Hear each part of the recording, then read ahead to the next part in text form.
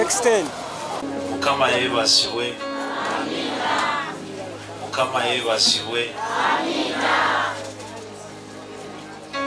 Simanyi oba beeyo bampulira.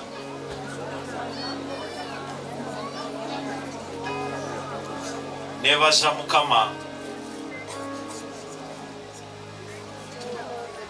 Nebaza Mukama abaleese mu bungi okuwerekera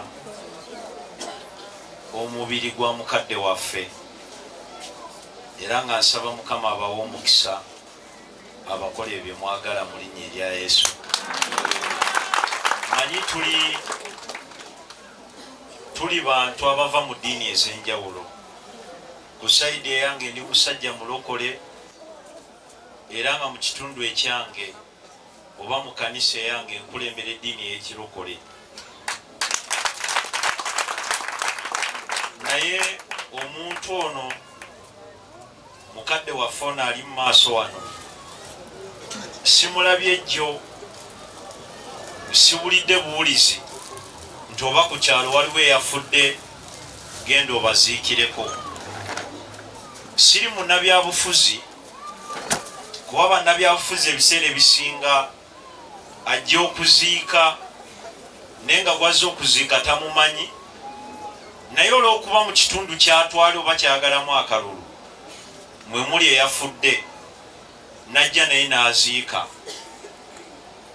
Nze siri oyo, era nnyimiridde wano ng'omuntu gwenzize mbeera omu ku kitundu eky'abantu abagenda omumusiibula nga mumanyi kuva buto bwange. Bwe nali omuto nga nakajja mu kibuga, nga nakajja wa kitange naye n'emyaka nga 8, y'omu ku bantu be nasooka okulaba, y'omu ku bantu ababeerawo nga maama w'ataali. Era lumu namenyeka omukono ng'ogumu gumenyese nga sisobola kwenaaza. Njijukira olunaku olwo yankwata nankuuta nanjiira amazzi era nannaaza. Omuntu ono afudde amanja. We nali ntandika obulamu obw'obusajja nti okuze otandise okukola ssente, yampita nanziza ebbali naŋŋamba, mutabani oli musumba wange nenjagala oyige kye bayita osevinga. Naŋŋamba mpanga ssente mbe nga nzitereka, woofunye ekya emergency ng'onkubira nga nzikuwa. Era twajjangayo ssente ezo naye nga mbeera bubi nnyo, ng'era ŋŋamba wemba njijeyo ssente nga sinazizaayo nga gwe otulaba oyinza olowooza nina endagaano naye nti amanja. Era nga mbeera bubi naŋŋamba Musumba ssente zange naye ng'ayagala tuzitereke tubeeko kye tukola. Ye mukadde ono obulamu bwange ye muntu eyasookera ddala okuŋŋamba osobola obeera omusumba. Era nampitanga, era olumu abadde ayita bato bange n'ababuulira enjiri. Kyannaku era kizibu kukkiriza nti essaawa zino taliiwo, naye ffe ng'abalokole tukkiriza omubiri gwe gufudde, omwoyo gwe mulamu. Era yonna gy'alaze agenda sinkana kitaawe mu mwoyo era bajja beera bonna nga waabadde. Eri abantu ne bakungubazi bannange nsiiba ngamba abantu b'enkulembera sinyumirwa nnyo kulaba nkumi na nkumi z'abantu nga zizze ku lunaku bwe luti. Nenyumirwa nnyo omuntu ono nga mulamu ng'alina ekizibu enkumi n'enkumi z'abantu nga bwe tuli wano ne tuyimirira naye. Omukyalo ono abadde tayimirira naffe mu kaseera ak'okufa oba nga tufiiriddwa, abadde ayimirira naffe mu kaseera akazibu ennyo. N'olwekyo nsaba buli muntu ali wano bannaye tuyige okuyimirira n'abantu nga balamu, kubanga abaana b'ogenda oleka mu nsi bonna bo badde toyimirira n'abantu tebagenda yimirira n'abaana bo. Ekyo mbadde nsaba tukiyige. Eri abaana ffe tujja kwogera titugenda yimirira nammwe, tujja kwogera titugenda bayamba, naye olumu tuba tulimba wantujja kwogera ekibiina kisanyuke nti Musumba Jengo yagambye agenda yamba abaana b'omugenzi, naye enkeero nnoonye nga tonfuna. Nemanye omuntu omu gwosobola okunoonya n'atayekweka ye Katonda.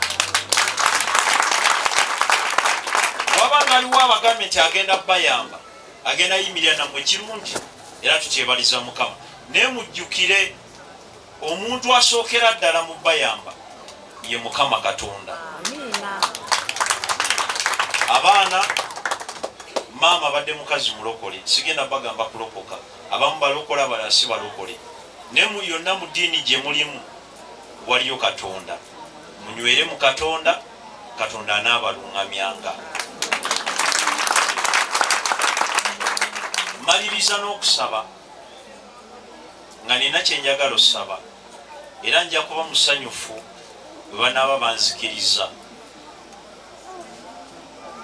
Badde baŋŋambye bwe naaba mmaze okwogera ndi wadde mbogenda, naye nenjijukira lumu kitange we yali afudde, omugenzi Pastor Yiga, nga tumaze omuzika ng'obudde buyiseewo, nga bwe ngambye nti Nakisozi yajjanga nammanja era bw'ati bwe yajja ne twogera, naye namala naŋŋamba kale ku lunaku bwe twaziika muzeeyi singa wali omu ku bantu abasitula essanduuke n'omuteekayo kyandibadde kirungi nnyo.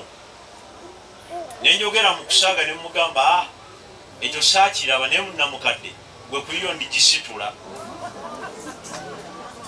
nenteeka omulwali. So n'olwekyo mbadde nsaba munzikirize ntuukirize kye namusuubiza. Bwe mba nga mwategese ttiimu y'abantu abagenda ositula, mbadde nsaba nange munteekeko.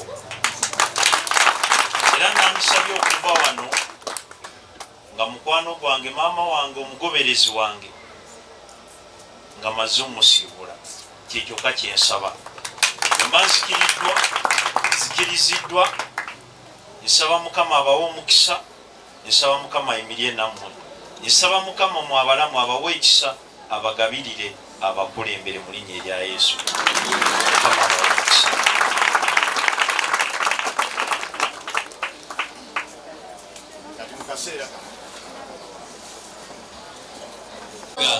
Tubenga tukkiriza nti mutambuze munnaffe tumutambuza n'omubiri gwe, era nga ddakiika yesembayo tumugalamize mu nnyumba ye mwajja okugalamira obudde bungi.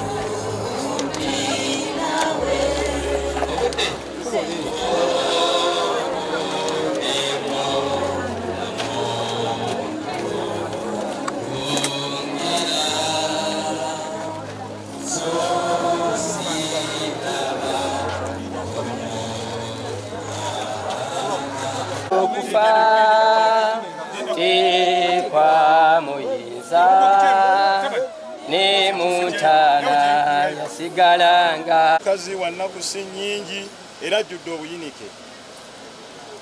Ajjudde okutegana bw'ati abulanga kisiikirize awotoka basebo ne banyabo twazaalibwa ffenna nga tutambula ennaku zaffe zaagerebwa okusinza ku mwandiisi Yobu n'ebiro tewali ayinza byongera newakubadde emyezi. Tukkiriza Katonda nti atuwadde obulamu bwa Nakisozi n'ebbanga lyonna tutambudde naye, tumusibula mu kitiibwa era nga tukkiriza ffenna tuziike nga tugamba nti ettaka mu ttaka evvu mu vvu n'omwoyo gwa Katonda ogulaga gutwala obufuzi mu linnya erya Yesu. Twaganye okasupa kati abamaze katudde emabega n'abalala basobole okukola omukolo. Abamaze tudde emabega abamaze tudde okuva mu mazzi mutambule. Lotyerwa nalongo nalo bali mu gwengo bisuka tetugenda kukolebwa nga loti teni.